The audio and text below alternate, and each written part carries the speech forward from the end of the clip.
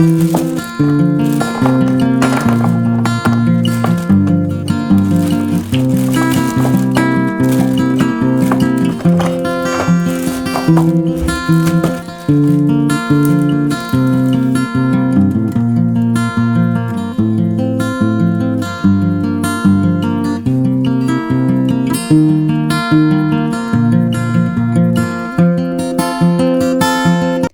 अस्सलाम वालेकुम। कैसे हैं आप सब लोग? अल्लाह पाक हम सबको अपनी हिफ्ज़ ओ अमान में रखे। आजकल गर्मियाँ हैं और हर तरफ ही गर्मियाँ चल रही हैं।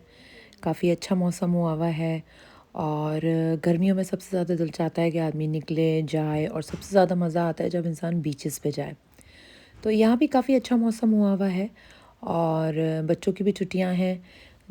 लेकिन ये है कि बेटी के एग्ज़ाम्स हो रहे हैं तो बस अभी इसलिए हम लोग बॉन्ड हुए हुए हैं, कहीं भी नहीं जा पा रहे हैं। तो बस अभी बन रहा है बच्चों का नाश्ता। जब बच्चे घर पे होते हैं तो बहुत ही फ़रमाइशें होती हैं, अलग-अलग नाश्ते करने हैं। टिपिकल नाश्ता अंडा ब्रेड या अंडा पराठा बिल्कुल भी पसंद नहीं कर रहे होते हैं। तो बहरहाल यहाँ मैं बना रही थी बच्चों के लिए ट्यूना का सैंडविच और उसके लिए मैंने वेजिटेबल्स काटी, इसमें शिमला मिर्च और सैलेड लीफ और स्वीट कॉर्न उसको धोए। उसके बाद मैंने स्लाइसेस को जो है वो हल्का सा तेल डाल के ज़रा कुरकुरा सा कर लिया, तो बहुत मज़े का लगता है। वैसे हम ट्यूना का सैंडविच बनाते थे, कोल्ड ट्यूना सैंडविच खाते थे, लेकिन ये जो है ना बहुत मज़े का है। ये हॉट ट्यूना सैंडविच है और बहुत मज़े का लगता है। तो इस पे जो है मैंने सॉस लगाई है और ये सॉस भी मैंने पहले भी आपको सिखाई है और इस सॉस में जो है वो मेयोनीज़ और चिली सॉस और केचप डला हुआ है। वो मिक्स करके तीनों को मिक्स करके बनाइए, बहुत अच्छी बनती है। अपने टेस्ट के हिसाब से स्पाइसेस या मीठा आप आगे पीछे अपने हिसाब से कर सकते हैं। वो लिया, उसके बाद ट्यूना का टिन्स मिलते हैं, वो तकरीबन हाफ़ से थोड़ा ज़्यादा वो डाला और उसके बाद इसमें ये सैलेड डाली। उसके बाद उसको दोबारा से मैं तवे पे रख के हल्का सा ऊपर नीचे से दोबारा से गर्म करूँगी और ये बहुत मज़े का बनता है।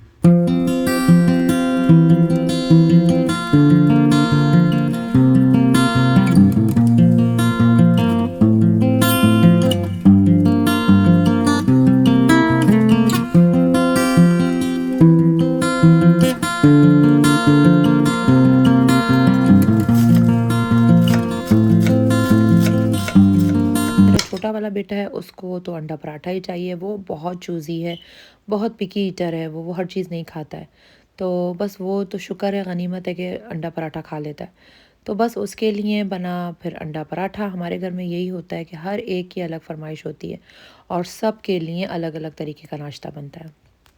नाश्ता बच्चों को देने के बाद कराने के बाद मैंने आलू बॉईल करके रखे हुए थे और मेरे पास रात के खाने की लेफ़्ट ओवर चिकन थी, उसको श्रेड करके डाला। उसके बाद उसमें नमक, पिसी हुई लाल मिर्चें, कुटी हुई लाल मिर्चें, काली मिर्चें, पिसा हुआ भुना हुआ ज़ीरा और 1 चम्मच चाट मसाला, ये सब डाला। उसके बाद हरी मिर्च, हरा धनिया डाला। मसाले आप अपने टेस्ट के हिसाब से आगे पीछे कर सकते हैं।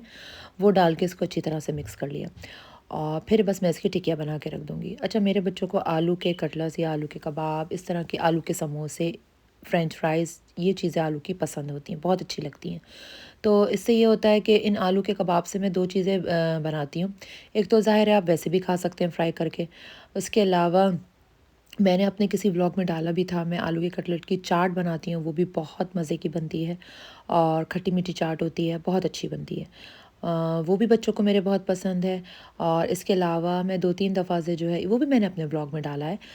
जो है वो मैं जो हम पाकिस्तान में जो ठेले का बर्गर खाते हैं, नहीं ठेले का बन कबाब, वो बनाती हूँ। तो वो भी आजकल मेरे बच्चों को बड़ा पसंद आ रहा है क्योंकि बर्गर खाते-खाते तो थक गए हैं, थोड़ा-सा डिफरेंट लगता है।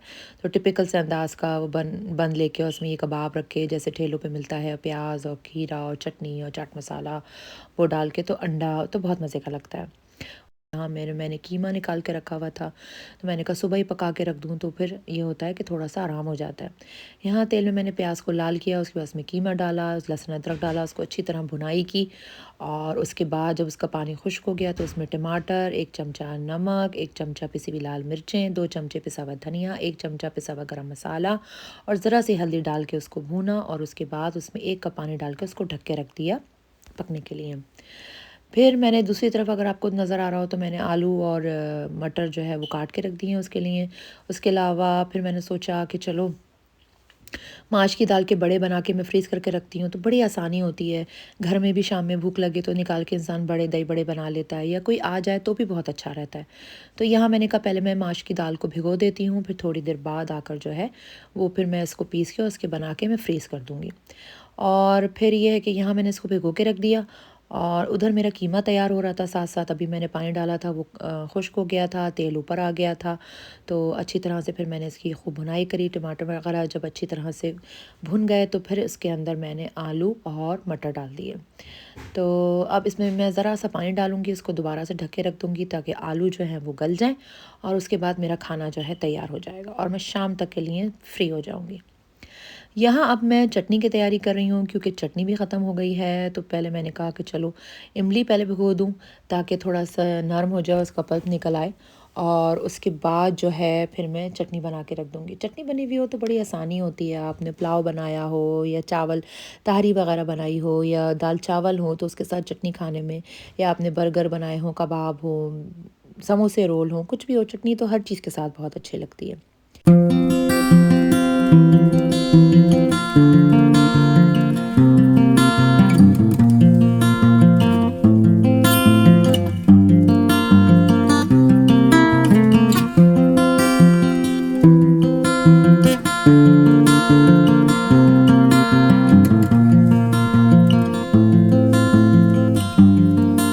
उतरी तो मैं नाश्ता देने के लिए थी, तो फिर लेकिन ये होता है ना कि जब आप चलो अच्छा ये भी कर लें, चलो अच्छा ये भी कर लें, तो इसमें इतना टाइम हो जाता है कि किचन से जब एक दफ़ा आप घुस जाओ ना तो बस फिर निकलना बड़ा मुश्किल होता है।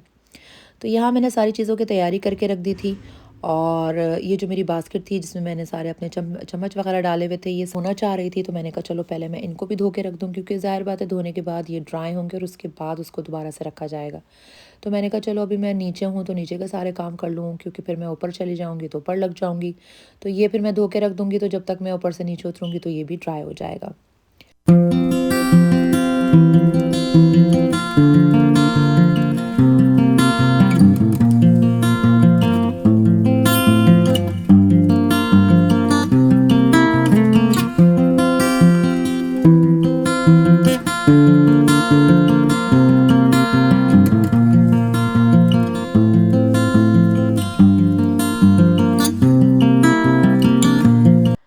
अब अल्हम्दुलिल्लाह खाना मेरा हो गया था तैयार, और बस अब शाम में जब हम खाएँगे तो उसके ऊपर से मैं हरा धनिया डाल के इसको सर्व कर दूँगी। और इसके अलावा जो भी मैंने बाकी चीज़ें की थी वो भी सब रेडी हैं। अब इंशाल्लाह मैं जब शाम में उतरूँगी ऊपर के काम करने के बाद, फ़ारिग होने के बाद, ये मैंने हरा धनिया पुदीना काट दिया था चटनी के लिए, माश की दाल भिगो दी थी, इमली भिगो दी थी। अब ये बर्तन सूखेंगे तो फिर इसको दोबारा से बास्केट में अरेंज करूँगी, और सारी सफाई वगैरह हो गई है और खाना भी रेडी हो गया है। ये देखें आज मौसम कैसा हो रहा है। आज जो है ना धूप नहीं है, बारिश भी नहीं है अल्हम्दुलिल्लाह, लेकिन धूप भी नहीं है। और ये मैं गई थी तो पौधे लेकर आई थी। अब इनको जो है वो बड़े पॉट में लगाना है। वो अभी मुझे अपना पेंटिंग बनानी है, पहले वो बनाऊंगी और उसके बाद फिर अगला काम करूंगी। और इस टेबल का भी मेकओवर करना है, और इंशाल्लाह जब करूंगी तो आपको दिखाऊंगी।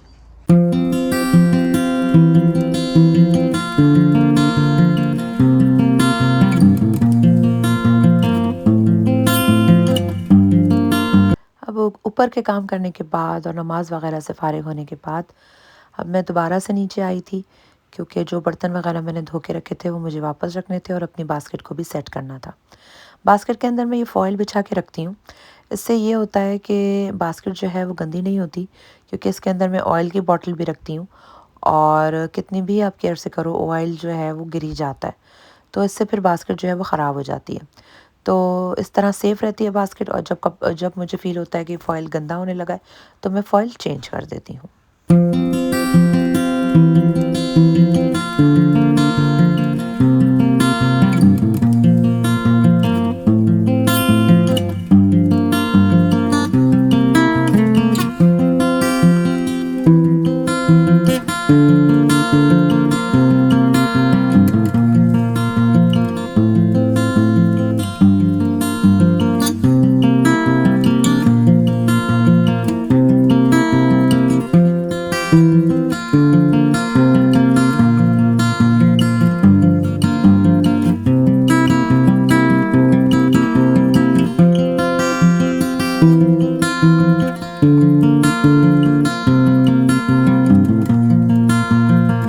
यहाँ मैं खाने वगैरह से फ़ारिग हो गई थी। तो अब जो बाकी जो सामान जो मैंने भिगो के रखा हुआ था, यानी कि इमली भिगो के रखी हुई थी, माश की दाल भिगो के रखी हुई थी और हरा धनिया, पुदीना काट के रखा हुआ था, तो मैंने सोचा कि उसको कंप्लीट कर लिया जाए। तो यहाँ मैं चटनी बना रही हूँ। पहले मैंने इमली का पल्प डाला, उसमें 4-5 हरी मिर्चें डाली, वो आप अपनी टेस्ट के हिसाब से और मर्ज़ी के हिसाब से कम और ज़्यादा कर सकते हैं। हरा धनिया, पुदीना एक गड्डी ली थी, वो डाली। अभी मैंने आधी डाली है और थोड़ा-सा पिस जाएगा तो फिर डालूँगी। और उसमें मैंने 4 से 5 जवे जो है वो लहसुन अदरक लहसुन के डाले और 2 टीस्पून इसमें ज़ीरा डाला और उसको ग्राइंड कर लेंगे। उसके बाद जो बाकी का हरा धनिया पुदीना रह गया तो मैं 2 हिस्सों में डालती हूँ, वो डाल दूँगी और फिर चटनी को ग्राइंड कर लूँगी।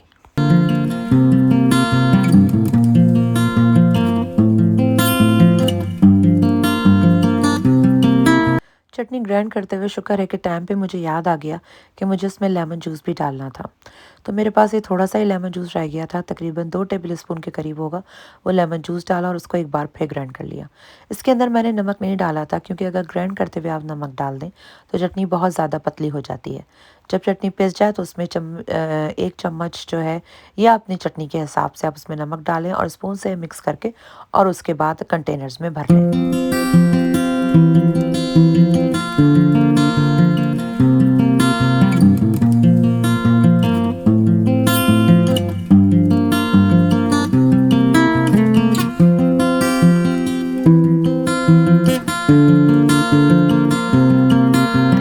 चटनी हो गई थी तैयार और इसको मैंने कंटेनर्स में भर के रख दिया था। माश की दाल जो मैंने भिगोई थी, उसको अब मैं पीस रही हूँ। माश की दाल ली, इसमें जितना पानी था, बहुत ज़्यादा पानी नहीं होना चाहिए वरना बहुत ज़्यादा रनी पेस्ट हो जाएगा। उसके बाद उसमें एक दरमियानी प्याज ली, 2-3 हरी मिर्चें लीं, 1 चम्मच नमक लिया, 1 चम्मच मैंने पिसी हुई लाल मिर्चें लीं, हाफ़ टी स्पून मैंने इसमें क्रश चिलीज़ लीं और हाफ़ टी स्पून मैंने इसमें सोडा लिया और इसको डाल के मैं पीस लूँगी। अगर आपको लगे कि पानी कम है तो इसमें पानी को ऐड कर दें, लेकिन स्टार्टिंग में ज़्यादा पानी नहीं डालिएगा, क्योंकि अगर पानी ज़्यादा हो गया तो बहुत ज़्यादा रनी हो जाएगा। लेकिन अगर पानी कम होगा तो और डल सकता है। तो इसलिए मुझे लगा कि थोड़ा पानी कम है, तो फिर मैंने थोड़ा-सा पानी डाला और इसको पीस लिया। ये देखिए इस तरह से इसकी कंसिस्टेंसी होगी। और उसके बाद मैं आज बहुत थक गई थी और अब मेरी हिम्मत नहीं हो रही थी कि मैं माश की दाल के बड़े बना के रखूँ, तो मैंने इनको फ्रिज में रख दिया था कि मैं इंशाल्लाह अब सुबह उठूँगी तो फिर इसके बड़े बनाकर और उसको फ्रीज़ कर दूँगी।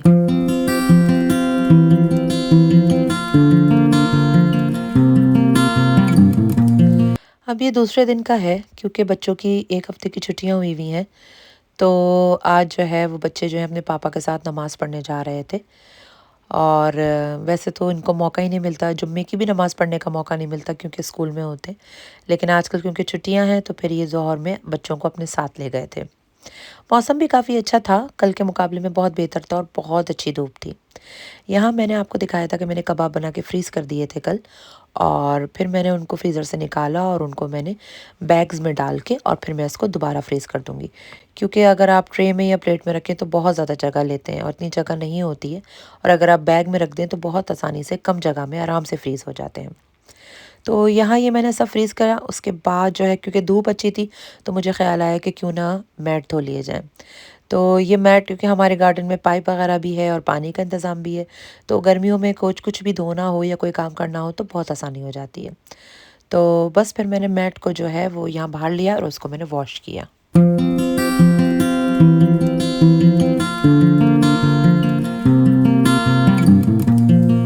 जैसा आप देख रहे हैं, कमरे का हाल बहुत ही ख़राब हुआ है, क्योंकि 2 दिन से मैं अपनी पेंटिंग बना रही थी, और जब पेंटिंग बन रही होती है तो ज़ाहिर बात है कमरे का बड़ा बुरा हाल हो जाता है।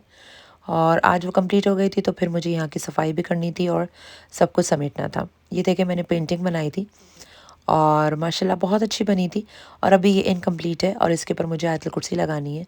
जब ये इंशाल्लाह आयतुल कुर्सी इस पे लगा दूँगी और ये कंप्लीट हो जाएगी तो फिर इसका आपको कंप्लीट लुक दिखाऊँगी।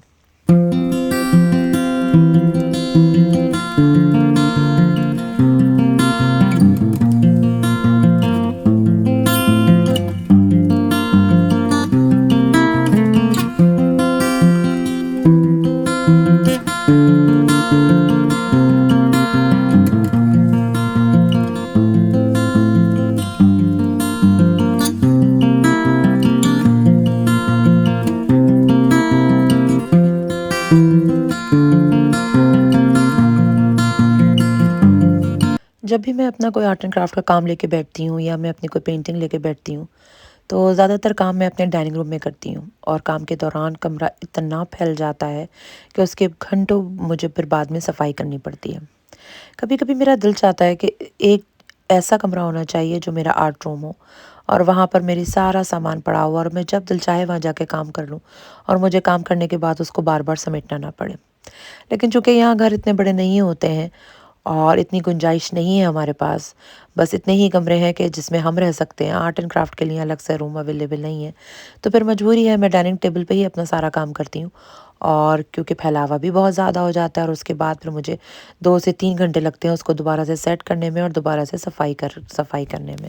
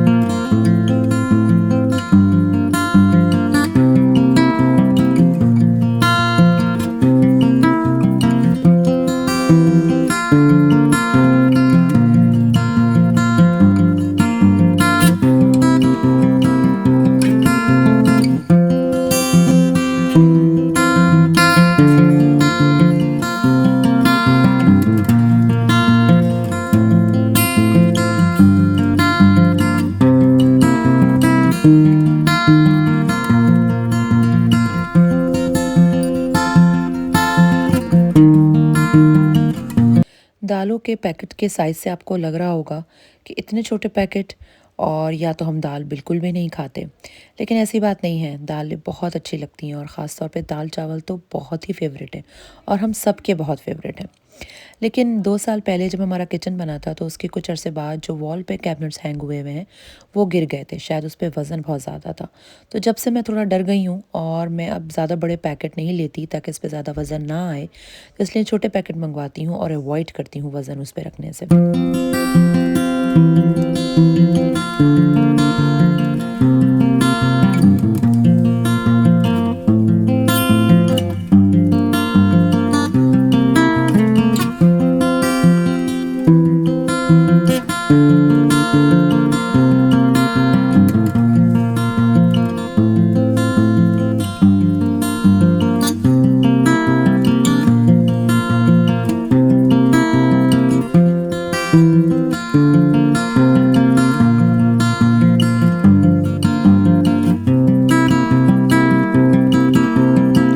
तो बस इस तरह मैंने अपने सारे बड़े बनाकर और इनको फ्रीज़ कर दिया था और ये काम भी अख्तिताम को पहुंचा।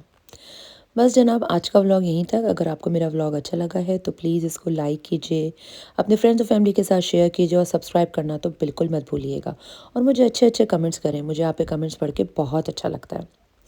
इंशाल्लाह अगले व्लॉग में मुलाकात होगी और इस दुआ के साथ इजाज़त लूँगी कि अल्लाह पाक हमारे सारे कामों का अंजाम बेहतरीन कर और हमें दुनिया की रुसवाई और आखिरत के अज़ाब से बचा। आमीन। मुझे भी अपनी ढेर सारी दुआओं में याद रखिएगा। इंशाल्लाह अगले व्लॉग में मुलाकात होगी। अल्लाह हाफ़िज़।